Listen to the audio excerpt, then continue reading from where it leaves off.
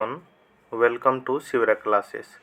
अभी हम लोग जो है लुसेंट सामान्य ज्ञान को पढ़ रहे हैं, जिसमें हम लोग अभी प्राचीन इतिहास को कवर कर रहे हैं। प्राचीन इतिहास से हम लोग अभी तक प्राचीन इतिहास के स्रोत प्रागैतिहासिक काल सिंधु घाटी सभ्यता को पढ़ चुके हैं, यानी अभी हम लोग प्राचीन इतिहास से 3 चैप्टर को कंप्लीट कर चुके हैं। तो आज के इस वीडियो में जो है अगले चैप्टर वैदिक सभ्यता को देखने वाले हैं। किसको? तो वैदिक सभ्यता को देखने वाले हैं। अभी तक आप पिछले चैप्टर को नहीं देखे हुए तो प्लेलिस्ट में मिल जाएगा, आप वहाँ से ज़रूर जाके देखिएगा, तब अगला चैप्टर जो है आपको अच्छा से समझ में आएगा। तो चलिए हम लोग शुरू करते हैं वैदिक सभ्यता से।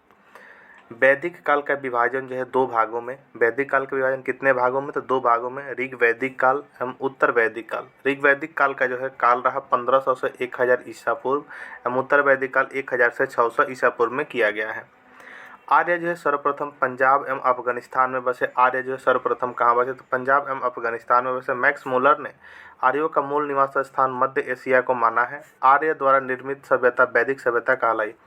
आर्य के द्वारा जो है निर्मित सभ्यता थी वो क्या कहलाई? तो वैदिक सभ्यता कहलाई। यह एक ग्रामीण सभ्यता थी। आर्यों की मूल भाषा जो क्या थी? तो आर्यों की मूल भाषा थी संस्कृत। ठीक है। आर्य शब्द जो है, आर्य शब्द भाषा समूह को इंगित करता है। नेक्स्ट है आर्य के प्रशासनिक इकाई आरोही क्रम में इन 5 भागों में बटा था। आर्यों का जो प्रशासनिक इकाई जो है आरोही क्रम में इन 5 भागों में बटा था। कौन कौन थे? तो कुल, ग्राम, विष, जन, राष्ट्र एवं ग्राम के मुखिया यानी ग्रामीणी, विष का प्रधान यानी विषपति एवं जन के प्रशासक को राजन कहलाते थे। ठीक है। राज्य अधिकारियों में पुरोहित एवं सेनानी प्रमुख थे। राज्य अधिकारियों में जो पुरोहित एवं सेनानी क्या होते थे? तो प्रमुख होते थे। वशिष्ठ रूढ़िवादी एवं विश्वामित्र उदार पुरोहित थे। सूत्ररथकार एवं कमादी नामक अधिकारी रत्नी कहे जाते थे। इनकी संख्या राजा सहित करीब 12 हुआ करते थे। सूत्ररथकार, कमादी नामक अधिकारी जो है रत्नी कहे जाते थे। इनकी संख्या जो है राजा सहित करीब कितनी होती थी? तो 12 हुआ करती थी। पूरब यानी दुर्गपति एवं स्पष्ट जनता की गतिविधियों को देखने वाले गुप्तचर होते थे। स्पष्ट जो है क्या होते थे? स्पष्ट जो होते थे वैदिक काल में क्या होता था? जनता की गतिविधियों को देखने वाले गुप्तचर होते थे। ठीक है। वाजपति क्या होता था? वाजपति जो गोचर भूमि का अधिकारी होता था। एवं उग्र क्या होता था? उग्र जो अपराधियों को पकड़ने का कार्य करते थे। कौन? तो उग्र। एवं भागदू क्या करता था? राजस्व कर एकत्र करने वाले अधिकारी होकर जो राजस्व कर एकत्रित करते थे उन्हें वैदिक काल में क्या कहा जाता था? भागदू कहा जाता था। इसको याद रखिएगा। आइए हम लोग देख लेते हैं दिशा एवं उत्तर वैदिक शब्द एवं राजा का नाम। पूर्व को उत्तर वैदिक शब्द में क्या तो प्राची कहा जाता था, राजा का नाम सम्राट। एवं पश्चिम को क्या तो प्रतिची एवं राजा का नाम स्वराष्ट्र। उत्तर को क्या कहा जाता? तो उदीची एवं राजा का नाम विराट। एवं मध्य को कुछ नहीं दिया हुआ, राजा का नाम राजा। एवं दक्षिण को राजा का नाम तो भोज। ठीक है। नेक्स्ट है कि ऋग्वेद में किसी तरह के न्याय अधिकारी का उल्लेख नहीं। ऋग्वेद में किसी भी तरह के न्याय अधिकारी का उल्लेख नहीं है। नेक्स्ट है कि सभा एवं समिति राजा को सलाह देने वाली संस्था थी। सभा एवं समिति जो क्या थी? तो राजा को सलाह देने वाली संस्था थी। सभा जो है श्रेष्ठ एवं संभ्रांत लोगों की संस्था थी, जबकि समिति सामान्य जनता का प्रतिनिधित्व करती थी। सभा एवं समितियाँ 2 समिति थी जो राजा को सलाह देने की वाली संस्था थी। सभा जो है श्रेष्ठ एवं सम्राट लोगों की संस्था थी। सभा जो है थी वो क्या थी? तो श्रेष्ठ लोगों की संस्था थी, जबकि समिति क्या थी? तो सामान्य जनता का प्रतिनिधित्व करती थी। इसके अध्यक्ष को क्या कहा जाता था? तो ईशान कहा जाता था। यानी सभा एवं समिति के अध्यक्ष को क्या कहते? ईशान कहा जाता था। स्त्रियां सभा एवं समिति में भाग ले सकती थी। स्त्रियां जो है क्या करती थी? तो सभा एवं समिति में भाग ले सकती थी। नेक्स्ट है कि युद्ध में कबीले का नेतृत्व राजा करते थे। युद्ध में जो कबीले का नेतृत्व कौन करता था? राजा करता था। युद्ध के लिए गविष्ट शब्द का प्रयोग किया गया, जिसका अर्थ होता है गायों की खोज। ठीक है। नेक्स्ट है कि दशराज युद्ध का उल्लेख ऋग्वेद के 7वें मंडल में है। दशराज युद्ध के बारे में पूछा जाता है कि ऋग्वेद के चौथे मंडल में उल्लेख किया गया है। तो दशराज युद्ध का उल्लेख जो है ऋग्वेद के 7वें मंडल में उल्लेख किया गया। आप लोग इसको याद रखिएगा। यह युद्ध पुरसरणी रावी नदी के तट पर सुदास एवं 10 जनों के बीच लड़ा गया था, जिसमें सुदास की क्या हुई थी? तो विजयी हुई थी। दशराज की क्या उल्लेख जो है ऋग्वेद के 7वें मंडल में है। कहाँ लड़ी गई थी? तो पुरसरणी यानी रावी नदी के तट पर लड़ी गई थी। किसके द्वारा? तो जो सुदास एवं 10 जनों के बीच लड़ा गया था, जिसमें सुदास की क्या होती थी? विजयी हुई थी। आइए अब दिया हुआ उपनिषदों की संख्या कितनी होती है? 108।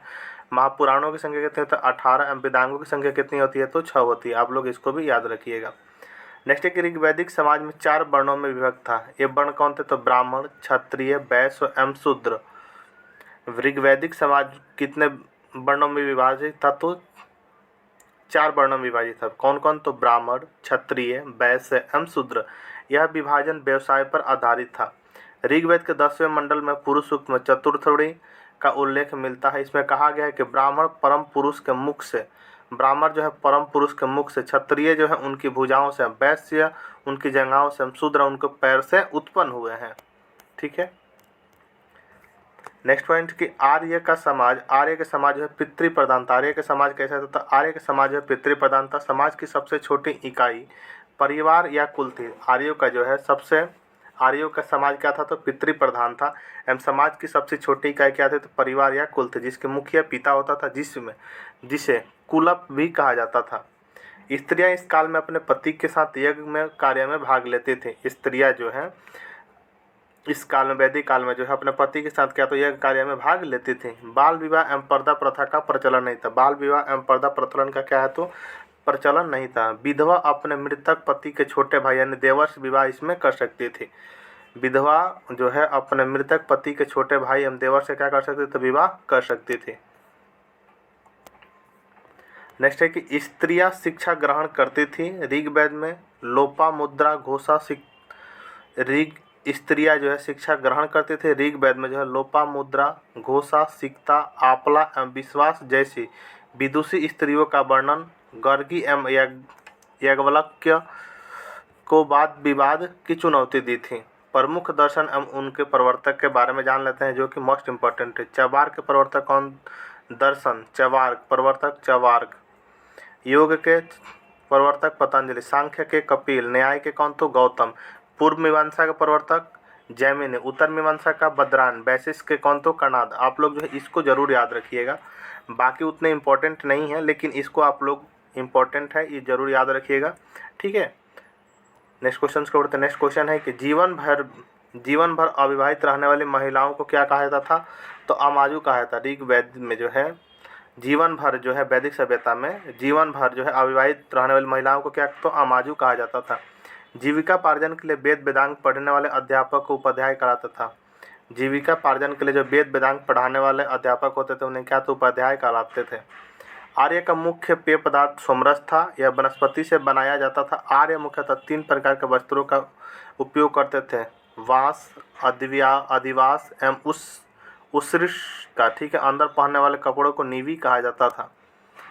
आर्यों के मनोरंजन के मुख्य साधन थे। आर्यों के जो मनोरंजन के मुख्य साधन क्या थे? तो संगीत, रथ दौड़, घुड़दौड़ एवं धूत क्रीड़ा।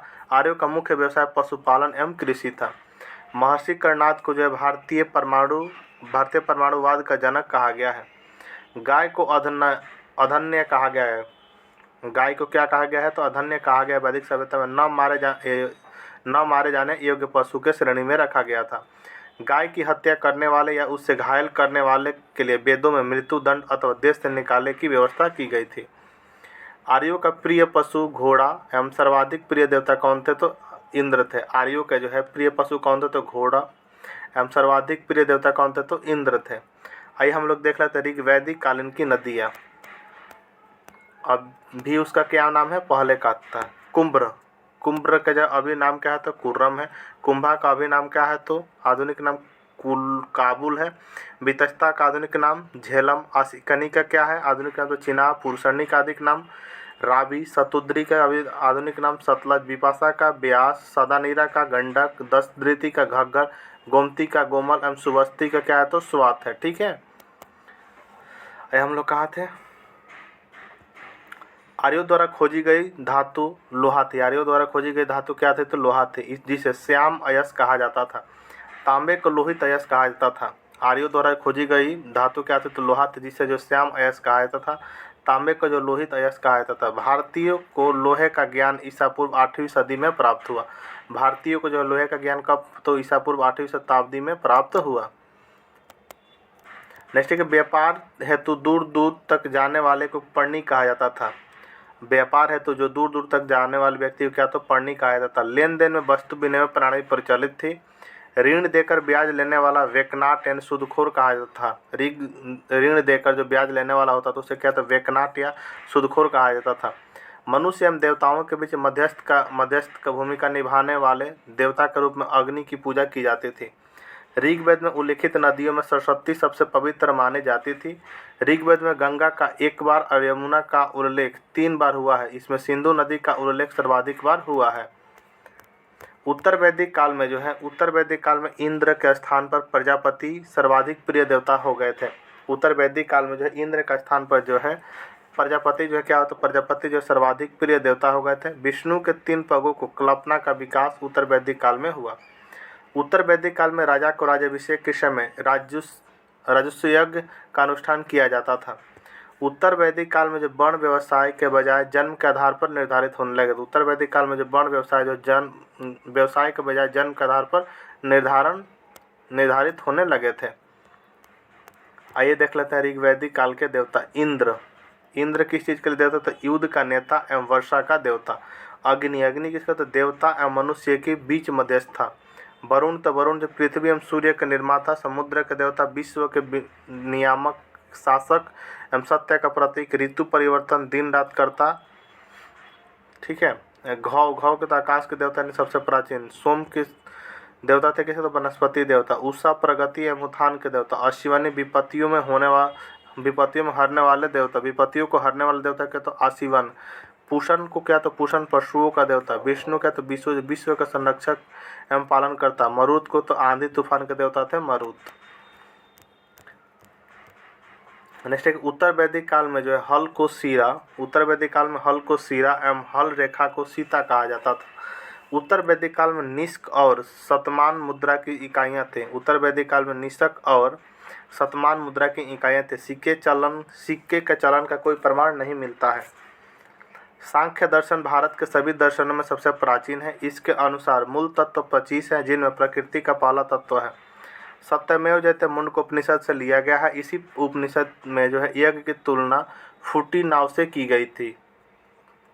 सत्यमेव जयते जो मुंडक उपनिषद से लिया गया है, इसी उपनिषद में जो है यज्ञ की तुलना फूटी नाव से की गई है। ईसा पूर्व 2री सदी में राजाओं के उपयुक्त यज्ञ वेदी बनाने के लिए आपस्तंभ व्यवहारिक ज्यामिति की रचना की।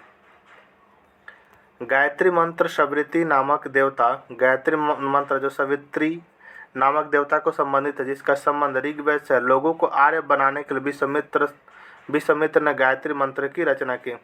श्राद्ध की प्रथा पहल दत्तात्रेय ऋषि के बेटे निमि ने शुरू की। श्राद्ध की प्रथा जो है पहल किसने की, तो दत्तात्रेय ऋषि के बेटे निमि ने शुरू की। उत्तर वैदिक काल में कौशाम्बी नगर में प्रथम बार पक्की ईंटों का प्रयोग किया गया। उत्तर वैदिक काल में जो है कौशाम्बी में किस ईंटों का, तो कौशाम्बी में नगर में जो प्रथम पक्की ईंटों का प्रयोग किया गया था। महाकाव्य कितने, तो महाकाव्य 2 है, महाभारत एवं रामायण। महाभारत का जो पुराना नाम जय संहिता, यह विश्व का सबसे बड़ा महाकाव्य है। गोत्र नामक संस्था का जन्म उत्तर वैदिक काल में। गोत्र नामक संस्था का जन्म कौन से काल में हुआ, तो उत्तर वैदिक काल में हुआ। अब आइए हम लोग देखते हैं दर्शन विचारधाराएं। रूढ़िवाद विचारधारा। इस संप्रदाय के प्रस्तावक वेदों के प्रामाणिकता पर सवाल नहीं उठाते थे। इनके अनुसार जो वेद मोक्ष का रहस्य छिपाए सर्वोच्च का प्रकाशित धर्म ग्रंथ 6 उप संप्रदाय एवं सांख्य, योग, न्याय, वैशेषिक, मीमांसा एवं वेदांत को षड्यंत्र दर्शन कहा जाता था। दर्शन विचारधारा। रूढ़िवादी आस्तिक एवं नास्तिक। सांख्य बौद्ध धर्म, योग जैन धर्म, नास्तिक। न्याय नास्तिक लोकायत, वैशेषिक लोकायत, अज्ञान, मीमांसा आजीवक, मीमांसा वेदांत क्या, तो नास्तिक। एवं दर्शन रूढ़िवादी आस्तिक एवं प्रवर्तक नास्तिक। सांख्य कपिल, योग पतंजलि, न्याय गौतम, ठीक है। वैशेषिक क्या, तो कणाद। वैशेषिक क्या हो गया, तो रूढ़िवादी में नकारांत क्या होगा, तो नास्तिक। इधर जो है वाला क्या है, तो आप लोग इसको याद, मीमांसा, जैमिनी, वेदांत एवं बद्रायण, ठीक है। ये थे रूढ़िवादी एवं नास्तिक के बारे में, ठीक है। आस्तिक, रूढ़िवादी, आस्तिक एवं नास्तिक।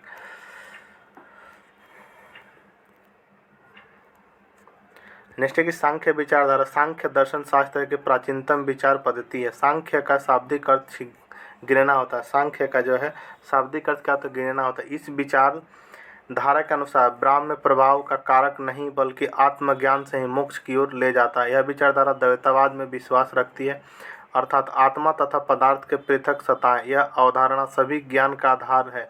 इस ज्ञान को जो 3 मुख्य अवधारणाओं द्वारा प्राप्त किया जाता है, कौन कौन, तो प्रत्यक्ष, अनुभूति, अनुमान, निष्कर्ष, श्रवण एवं विचारधारा, अन्वेषण एवं अपने वैज्ञानिक के लिए प्रसिद्ध रहती है। ठीक है, ये थे आपके वैदिक सभ्यता से जो है कुछ इंपॉर्टेंट पॉइंट। अगर आपको वीडियो पसंद आया तो चैनल को सब्सक्राइब जरूर कर लीजिएगा। हम लोग मिलते हैं नेक्स्ट वीडियो में अगले चैप्टर के साथ। तब तक के लिए जय हिंद।